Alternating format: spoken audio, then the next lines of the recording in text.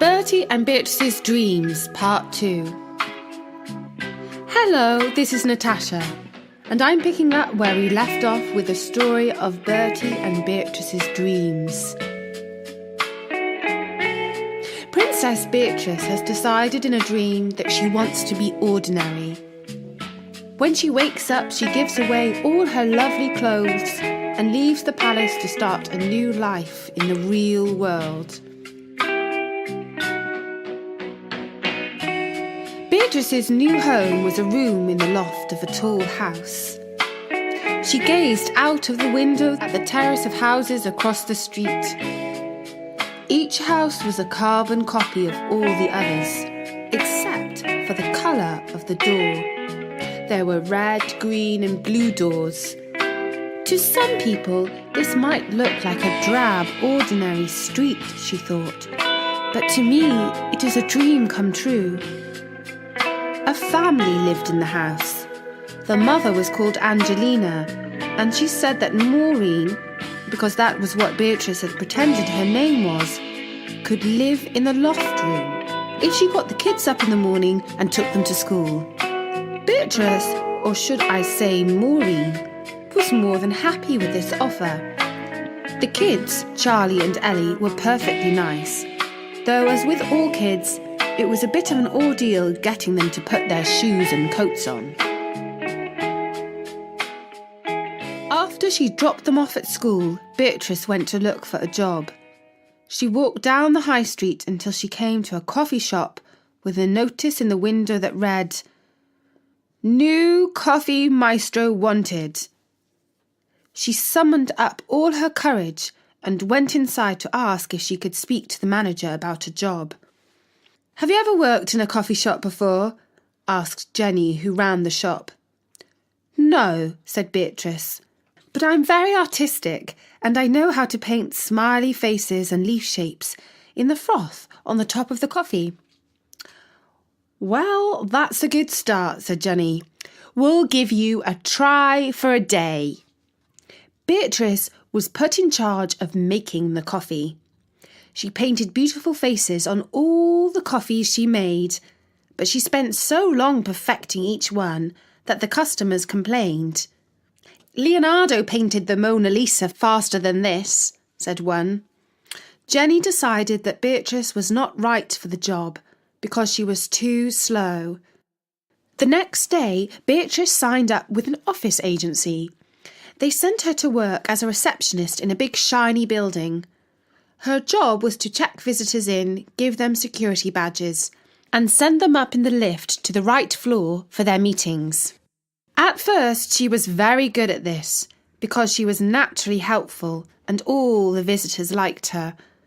But then a smartly dressed man and woman rushed in all flustered and panicky and saying they were late for their meeting.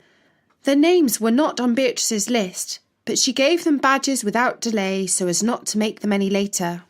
It turned out that they were thieves who stole 4 mobile phones and 2 laptops from a conference room upstairs. Beatrice was fired for letting them into the building. Her next job was as a parking warden. She looked super smart in her uniform, but as you might guess, she was too soft-hearted to give people fines for parking in the wrong place. Every driver had a hard luck sob story, and she let them off. Even when the driver wasn't there to plead their cause, she felt sorry for them, and imagined that they must have only parked on a double yellow line because they absolutely had to. She was fired for not giving out enough fines. That evening, Beatrice sat in her attic room and cried a little. "I'm really not good at anything," she thought. She wondered if Bertie was missing her, and for the first time since she left the palace, she put her old SIM card in her phone. As soon as the phone was switched on, it went ping, ping, ping, ping, because Bertie had been sending her loads and loads of messages like, "Beatrice, I dream about you all the time when I'm asleep and awake," and "Life isn't fair, but the world's a kinder place when you are a princess," and I promise to try harder to understand you better and help you fulfill your dreams. There were more messages like this. Beatrice thought, Bertie, he's such a sweetie pie. She pressed reply on one of the messages and was about to ask him to send a limo to pick her up and take her back to the palace when a lightning bolt of defiance ran through her. I can't go back. Not until I've succeeded at something on my own 2 feet without help or favour from anyone. For the next 2 days, she looked for jobs, but all of them needed good exam results or lots of experience, and Beatrice had neither. Then at last an advertisement caught her eye. It said, "The Ha Ha Club. Make good money for laughs." She read on. "Are you gutsy enough to face our crowd and tell them jokes? Make our audience laugh and we'll pay you £500. But if you don't succeed, you get nothing." Can't say fairer than that, thought Beatrice. Now you may know that Prince Bertie fancies himself as a comedian. Opinion is very divided as to whether he's actually funny or not. In fact, it would seem that quite a lot of people think not. Beatrice said to herself, I bet I would be better at making people laugh than Bertie. And she filled in the entry form on the website, calling herself Maureen the Ex-Princess. Thursday night came.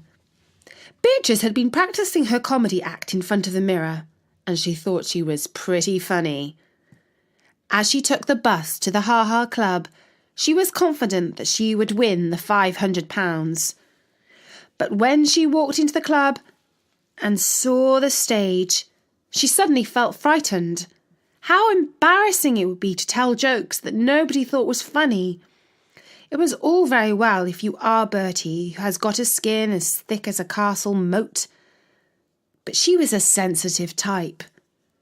Now she felt more terrified than the time she met a ghost in the north wing of the palace. She wanted to run to her mummy, but then she remembered that her stepmother was the Queen Frog, and there was no point in running to her because she would just laugh wickedly and call her a good-for-nothing goody two-shoes. So she took a deep breath and reported to the manager. "Good thing you are early," he said, "because we've got you on first tonight."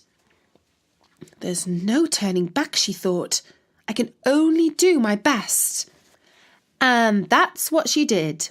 An hour later, she stood behind the microphone and blinked. In dark corners of the room, people were chatting and not paying any notice of her. Others in the front were gazing up at her intently, and that was even more frightening. Hello. I used to be a princess, but now I'm just Maureen. One person chuckled. She felt so grateful to this unknown supporter that she wanted to kiss him.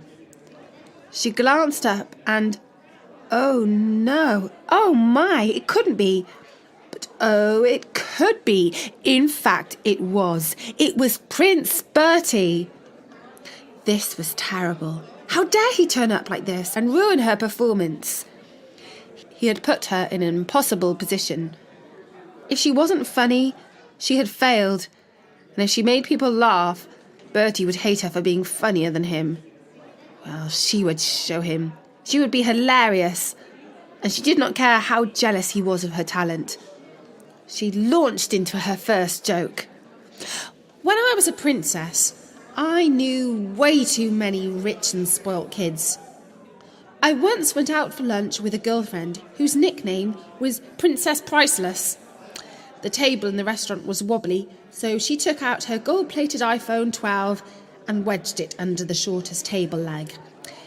She said, "It's just as good as an old piece of card." But it wasn't, because when the Queen of her country called her, the whole table shook and it vibrated. She answered in a fury and said, "Mummy, what a time to call! You just spilt sparkling water on my lap." There was this girl in my class who said to her daddy, "I feel embarrassed. The other kids come to school on the bus and they see me being dropped off by the chauffeur in the Rolls Royce. He replied, "That's no problem, dear. I'll buy you a bus." The audience thought this was pretty funny, and Bertie was laughing more than anyone. I was about to give a parking ticket to a car when the driver turned up, clutched his chest and rolled on the ground pretending to have a heart attack. Well, even the meanest parking warden can't give a fine to a sick man. I tore up the ticket and was about to call an ambulance when he jumped up and got into the driving seat. "Hey, I thought you were dying," I said.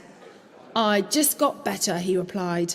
"I'm fine, you're fine, and best of all, there's no parking fine." And when I worked in a coffee shop, there was a smartly dressed woman who came rushing in and called out, "Quick, quick! I need coffee right this second. I'm late for work." I rushed an emergency coffee to her. She calmly took it and sat down. At almost lunchtime, she was still sunk in the sofa, staring into the froth of her coffee. I said, "Didn't you say you were late for work?" She glanced at the time and said, "Yes, I was late then. I'm even later now." "Doesn't your employer mind?" "No," she said. "I'm never late more than once a day." "Good for you. What do they say when you turn up?" I asked. She smiled and told me, "Well, they usually say something like, 'Hello, boss,'" which explained everything. So now I know a bit more about life in the real world, and to be honest, it does not seem any less unfair than being a princess. Beatrice's act went down really well, and at the end of the evening, even though there were 6 acts after her, the judges remembered that hers was the best and awarded her the £500 prize for the funniest act. Bertie came up to her and said, "Beatrice, or should I say Maureen, you were brilliant. You don't mind that I won a prize for being funny when you've tried loads of times and never won anything?" she asked. "And you don't mind that the judges said I have a great future as a star comedian, and they told you to go home and give up because it is foolhardy and dangerous to be so unfunny?" "No," said Bertie, "I don't mind. For years it has been my dream to win a prize for being a comedian. I've not succeeded yet, but I keep on dreaming. And now I see the proof that you and I have shared this same dream. So does that mean we can be together again?" "Yes, Bertie," said Beatrice, "it does." And she got into the royal car beside the prince, who loved her more than his own dream. And that was Bertie and Beatrice's Dreams, written by Bertie and read by me, Natasha, for storynori.com. And if you enjoyed this story, you might like to know that we have loads and loads of stories about Prince Bertie on the site at www.storynori.com. Did you know, for instance, that Bertie spent several years living on the pond as a frog? In those days, the Wicked Queen lived in the palace, and Beatrice had no idea where her fiancé had gone. Then the whole situation was reversed. So now the Wicked Queen is a frog and Bertie lives in the palace. One day he might even marry Beatrice. You never know. If you listen on the podcast, please leave a nice comment for us on iTunes. See you soon.